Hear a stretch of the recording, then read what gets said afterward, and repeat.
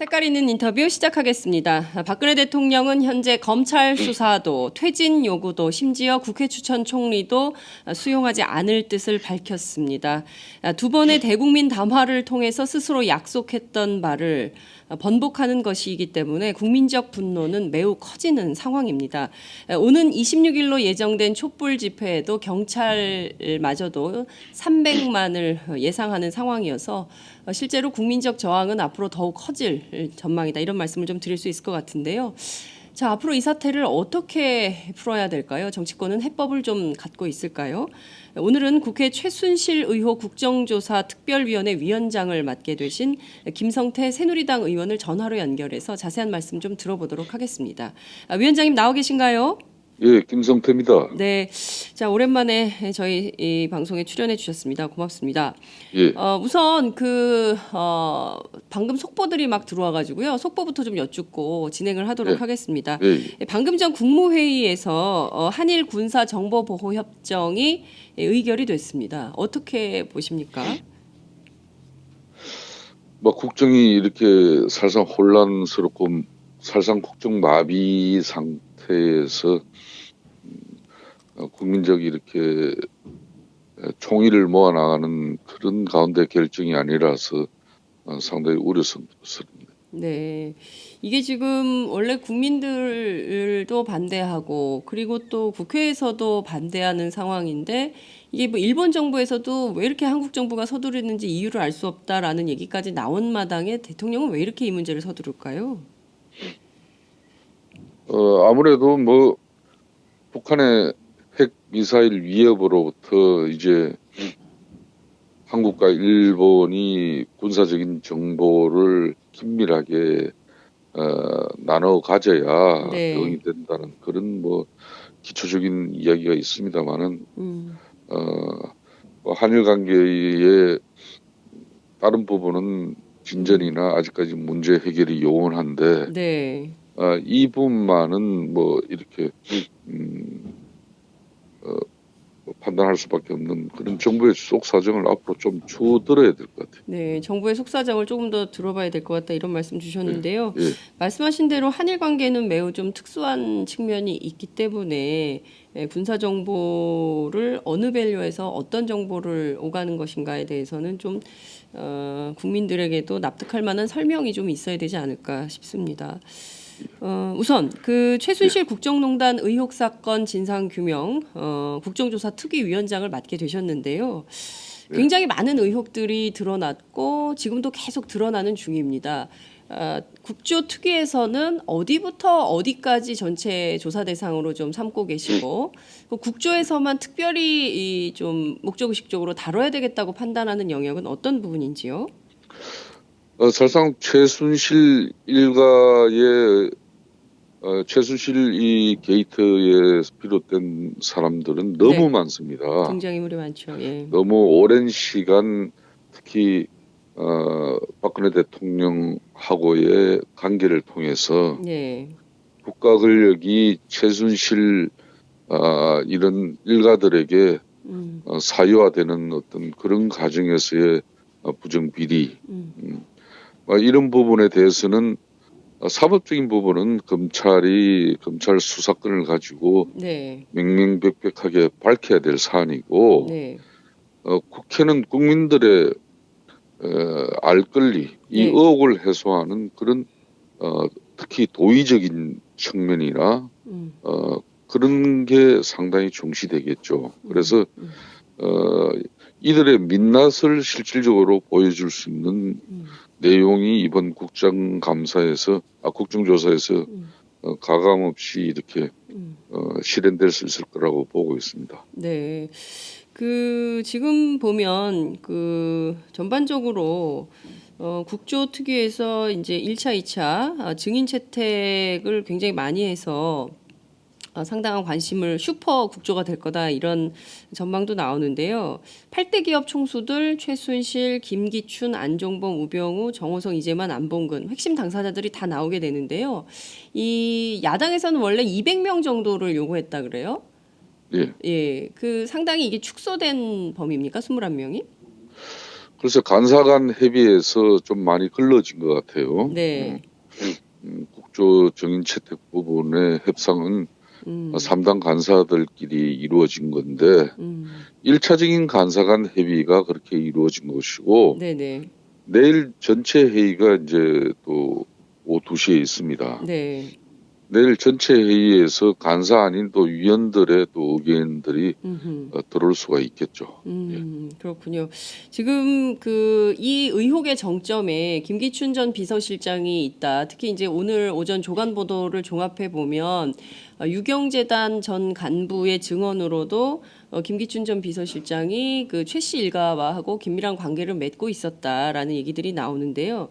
이번 사태의 문제를 푸는 핵심 키워드가 김기춘 비서실장에게 있다. 이렇게 좀 보십니까? 어떻게 전망하세요?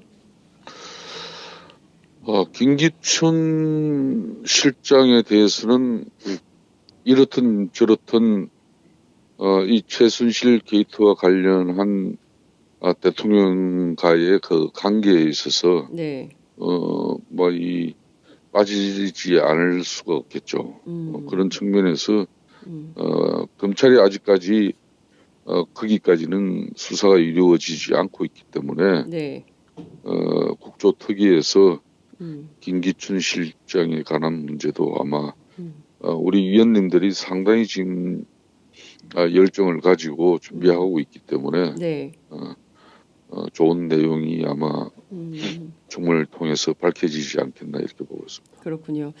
그 삼성 문제가 많이 거론이 되고 있습니다. 검찰 공소장 최순실 씨 등에 대한 검찰 공소장에도 삼성 문제는 좀 빠져 있어서 국민적 의혹이 있는데 지금 언론들이 취재를 통해서 밝혀낸 바에 따르면 이른바 이재용 삼성전자 부회장의 3세 승계를 위해서 국민연금관리공단이 동원됐다. 여기에 실제 최경환 새누리당 의원이 모종의 역할을 한 거 아니냐 이런 의혹이 제기가 됐습니다. 그런데 청문회 증인에는 채택이 안 됐어요. 이 점은 좀 어떻게 보세요? 아까도 말씀드렸듯이 간사간 3당 간사간 협의에서 이루어지다 보니까 네. 좀 폭넓게 보지 못했을 수도 있어요. 그래서 전체 위원회에서 이제 위원들이 네. 이 추가 증인 채택에 있어서 어떤 의견이 나올지 모르겠습니다. 추가 증인 채택 요구가 있으면 위원장 결정으로 추가로 더 증인을 부를 수 있다 이런 입장이신 거죠? 그렇습니다. 그러면 최경환 의원도 배제 대상은 아니다 이렇게 봐야 되겠네요. 뭐 특정인을 뭐 되고 안 되고 위원장이 섣부르게 이야기하기는 참 곤란하죠. 알겠습니다. 그렇지만은 뭐 타당성이 있고 납득이 가는 이야기라면은 뭐 고려가 돼야죠. 알겠습니다. 지금 보면 박근혜 대통령의 미용, 뭐 성형, 뭐 그런 얘기가 굉장히 많이 나옵니다. 특히 이제 병원 대리 처방 의혹 관련해서도 국조특위가 차움병원, 김영재 의원, 강남보건소 세 군데를 특정해서 현장 방문하겠다라는 입장을 밝혔는데요. 어제 JTBC 보도에 따르면 대통령의 세월호 7시간 이 상당히 이제 국민적 관심이 모아지는 그 시간 도대체 대통령이 뭘 했냐 이런 의혹이 모아지고 있는데 관련해서 녹십자 아이메드 김상만 원장 이외에 의사 2명이 더 개입한 단서가 있다. 이를테면 이 두 사람이 4월 16일 날 대통령을 만났냐 안 만났냐 무슨 의료행위가 있었냐 없었냐에 대해서 안 했으면 안 했다고 말을 해야 되는데 기억이 안 난다라고만 일관을 하고 있어요. 이 부분에 대해서도 국조특위 조사가 필요한 것은 아닙니까? 그렇습니다. 그런 부분에 대해서도 국조특위에서 충분하게 진실을 밝히는 노력을 해야 될 걸로 사료됩니다. 그러면 추가로 이것도 현장 방문 조사 가능할까요? 그거는 위원회 전체 회의와 앞으로 위원장으로서 좀 면밀한 검토를 해야겠죠. 알겠습니다. 지금 그 정치 얘기를 좀 여쭤볼게요. 청와대에서 지금 앞서 말씀드린 대로 검찰 조사도 또 지금 국회가 추천하는 총리도 전부 거부하겠다라는 입장을 밝혀서 지금 특검 증인도 대통령이 직접 나와야 되는 거 아니냐. 국조특위에도 말이죠. 그 점은 좀 어떻게 보세요? 박 대통령도 증인 채택이 필요한 거 아닙니까? 특검에서는 뭐 아마 박근혜 대통령을 직접 뭐 수사할 수밖에 없지 않겠습니까? 네. 그건 뭐 너무나 당연하다고 이렇게 봅니다. 음, 어, 다만 이제 지금 특검이 이루어지기까지 과정이 이제 앞으로 여러 가지 음, 우려되는 일정들이 많고 음, 과연 대통령의 대국민 2차 사과에서 밝힌 그 특검이 음, 진정성 있게 소용이 될 수 있을 것인지 뭐 이런 게 좀 앞으로 좀 두고 봐야 될 사항이죠. 그렇군요. 국조 특위의 증인으로는 불가할까요? 어제 뭐 간사간 협의에서는 네. 채택이 되지 않았습니다. 뭐 추가 증인 채택 여부는. 그거는 이제 뭐 전체 회의에서 음. 논의되는 내용을 살펴봐야 될 부분이죠. 앞서 말씀하신 대로 특정인에 대해서 배제 대상은 아니고 타당성이 있고 납득 가능하다면 증인 채택할 수 있다. 대통령도 예외가 아니다. 이렇게 보십니까? 지금 간사간 협의에서는 대통령은 일단 뭐 부르지 않는 걸로 결정을 했는데 네. 그 간사간 또 합의의 내용도 일정 부분 존중해 줘야죠. 알겠습니다. 지금 그 국회 추천 총리 카드가 어려워질 것 같습니다. 대통령이 이거 좀 곤란하다, 상황이 변했다 이렇게 얘기를 하고 있는 건데요. 그렇다면 이제 탄핵밖에 없는 거 아니냐 이런 얘기가 나옵니다. 예. 위원장님께서는 어떻게 전망하십니까? 지금 저는 남은 맨 선택일. 애초부터 이 상황이 발생했을 때 네. 나는 야권이 좀 너무 좀 혼란스럽고 혼돈스러웠어요. 음, 그러니까 결론은 이 상황을 수습하는 길은 대통령 자신이 본인이 직접 판단하는 길이 하나 있고 네. 또 하나는 대의기관인 국회에서 이 헌법기관인 국회의원들이 네. 대통령의 헌법 위반이나 법률적 위반에 대한 이런 판단이 이루어지면은 네. 그럼 국회에서 할 일은 탄핵밖에 없죠. 이렇게 맹쾌한 절차가 있음에도 불구하고 그동안 야권에서는 뭐 이선 후퇴다, 퇴진이다, 또 뭐 명예로운 뭐 은퇴다, 뭐 이런 하여튼 좀 이상한 형태로 지리멸렬하게 끌고 가다 보니까 예. 이 상당한 좀 차질이 빚어진 것 같아요. 제가 볼 때는. 네. 여기 이제 지금 뭐 좀 뒤늦은 감은 있습니다만은 네. 탄핵 쪽으로 방향을 잡았죠. 야당이 다. 그렇죠. 예. 진작에 이런 부분은 그렇게 이루어져야 되는 건데 참 안타까운 면이 있죠. 네. 야당이 먼저 좀 명쾌한 길로 탄핵의 수순을 좀 근데 밟았던 야당은 야당으로서 네. 이게 탄핵이 때로는 부결될 수도 있는 것이고 그런 정치적인 부담을 안고 국민들에게 야당의 결기와 소신을 가지는 건데 네. 너무 셈법적 계산에만 몰두하다 보니까 네.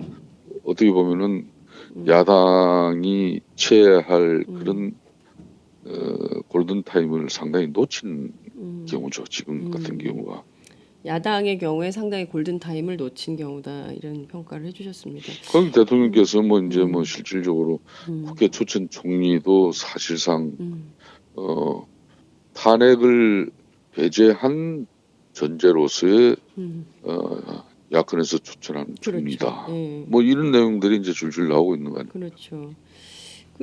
지금 보면 대통령의 태도가 그러니까 처음에는 국회 추천 총리도 받겠다는 건데 이게 결국에는 대통령 자리를 보전하는 차원에서의 총리 추천을 받겠다는 거였고 이제 이런 해석이 가능한 상황인 건데요. 말씀하신 대로 야당이 좀 골든타임을 놓쳤다면 앞으로는 좀 제대로 해야 될 것 같다는 생각이 좀 드는데 탄핵 발의하면 가결 전망을 하십니까? 어떻게 전망하세요? 그러니까 야권 입장에서는 네. 탄핵 가결이 가능할 것인지 또 혹시나 역풍을 맞지 않을 것인지 네. 물론 이거 위험스러운 부분이죠. 네. 그렇지만 야당으로서는 어떤 국민의 이런 촛불 분노 또 향후 이 사태의 수습을 어떻게 할 것인가 이런 측면에서 네. 정확한 판단이 이루어졌어야 되는데 너무 시류에 올라탄 게 좀 문제인데 네. 뭐 탄핵을 야당이 지금 이제 다 공통적으로 네. 특히 야권은 대선 후보들 중심의 판단이 다 달랐지 않습니까? 이제 네. 겨우 한 달이 지난 이 시점에 이제 뜻이 모아지는 것 같은데, 뭐 이제 그 길에 대해서는 어 이제 국회의원으로서는 네. 헌법기관으로서 다 자기 소신과 또 판단을 하게 돼 있는 거죠. 이제. 새누리당 얘기 좀 여쭤보겠습니다. 그 새누리당이 오늘에야 남경필 지사 그리고 삼선의 김용태 의원이 탈당 입장을 밝힐 예정입니다. 오전 10시 40분에 기자회견 예정돼 있는데요. 두 분의 선도 탈당 이후에 추가 탈당이 계속 나올 것이다 이런 전망도 있습니다. 우선 두 분의 탈당 좀 어떻게 보십니까? 뭐 그분들도 이 새누리당이 보수 정당으로서 한없는 책임을 국민에게 지는 모습을 또 보고 싶었고 또 그런 정당의 어떤 처절한 몸부림 속에서 새로운 보수의 가치를 새싹이 돋게끔 해야 되는데 전혀 그럴 기미가 보이지 않으니까 참담하고 암담한 심정으로 새누리당을 떠나는 거죠. 그 위원장님께서는 좀 어떻게 보세요? 정병국 의원의 경우에는 친박 지도부가 오히려 탈당을 떠미는 상황이다 이렇게 분석을 했어요. 그건 사실상 뭐 맞는 이야기죠. 지금 뭐 탈당 의원들이나 탈당 인사들에 대해서 네. 이 지도부는 수습하고자 하는 의지나 그걸 만류하는 의지는 전혀 없으니까. 지금 보면 결과적으로 분당은 자명한 거 아니냐 이런 전망도 나옵니다. 위원장님도 탈당할 생각이 있으세요? 뭐 저는 국민이 부여한 이 국조특위위원장의 소임을 뭐 너무 중요한 자리라 네. 하여튼 이걸 잘 마치고 저는 판단하려고. 일단 국조를 잘 마무리하고 그 다음에 탈당 문제를 판단하겠다 이런 말씀 주셨습니다. 자, 비박계가 어제 당 사무처에 박 대통령에 대한 징계 요구안 요구를 제출을 했는데요. 당이 어떻게 판단할 거라고 전망하십니까? 당윤리위원회에서 이제 이 요구를 이제 정상 접수가 이루어졌으니까 네. 판단을 해야 되겠죠. 그런데 저는 뭐 큰 기대는 걸지 않는 게 네. 이정현 지도 체제가 이렇게 존재하는 한 윤리위원회에서 대통령에 대한 출당이라든지 어떤 정직이라든지 이런 징계가 가해진다고 하더라도 네. 그 징계 결정을 또 번복할 수 있는 게 이정현 당 대표가 주재하는 당 최고 회의예요. 네. 여기서 그걸 번복하면 또 번복이 돼버려요. 없던 일이 돼버린 거예요. 이게 그럼 충분히 그럴 수 있다고 봅니다. 자, 근데 이것도 당을 정말 그 공당인데 그 여당을 좀 사당화하는 거 아닙니까? 이정현 대표가 이게 그냥 그 가능한 일인가요? 사실상 우리 새누리당은 네. 박근혜 대통령 체제 하에서 국민이 부여한 국가 권력을 가진 박근혜 대통령을 네. 이렇게 때로는 지원하고 뒷받침도 하고 하지만은 공당으로서 국민의 목소리를 대변해야 될 의무를 우리가 못했죠. 그냥 어떻게 보면은 군주와 신하의 관계, 종속적인 관계만을 자처한 그런 분들이 당 지도부가 되어 있는 것이고 특히 지난 4.13 총선에서 여소야대가 되더라도 흔히 말하는 친박, 진박 사람들의